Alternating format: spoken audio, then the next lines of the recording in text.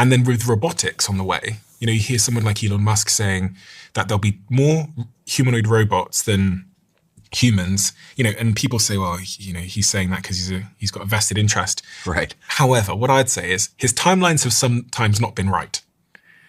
But when he said he was going to make those spaceships land on chopsticks, the spaceships eventually land on chopsticks. Incredible. Oh, he's a brilliant mind. Don't underestimate him. And my car out there drives itself without intervention. So I don't know. It's a really interesting time. I can both see why this technology is going to change the world for the better, and I believe it will. But then I'm just really concerned about certain economies and countries that aren't taking it seriously because they're so distracted by other things. Like a lot of them race baiting. A lot of them are like immigration seems to be the winning lever. Like just say the brown people are the problem. But I'm like, maybe the alien is something else. Maybe the alien are these agents that are actually going to take our jobs. I believe the basic human need is meaning, to have a purpose in life. And often the question we have to ask is, how can we guide this revolution in technology so that it empowers people to do things that continue to give them meaning? I think it was John Adams who said something to the effect of, my father studied warfare so that I would have the security to study commerce. I study commerce so that my children will have the prosperity to study arts.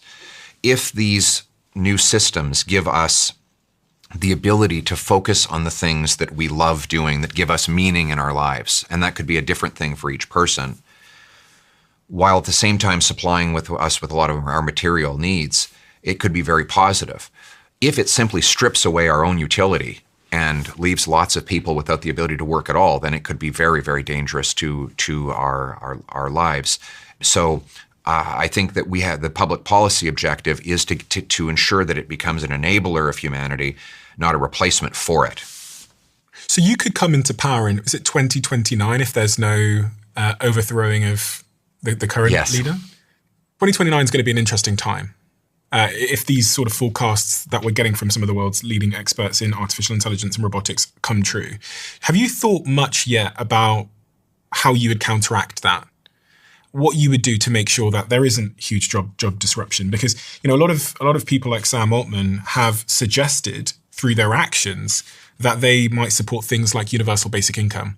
In fact, Sam Altman being the founder and co-founder of OpenAI, which makes ChatGPT, I think his other startup is called WorldCoin, which uses your retina scan to validate that you're a real human being, so that they can distribute money to people. Because in a world of AI, we're going to need to find a way to distribute wealth. And if you listen to Elon, he says we're going to live in the age of abundance where working is going to be optional. He says now if you're a surgeon and you're training to be a surgeon, he says absolutely don't, because in a couple of years' time, there's going to be no human that's better than any AI surgeon. Wow. So if these things are true, like surely you should be making plans. And when a lot of smart, I know they have an incentive, they're raising money, and they have a certain narrative which helps them raise money. But if they are right, the future looks very different from the past. That's true. Do you have a plan? I have principles that I would apply as these technologies present themselves.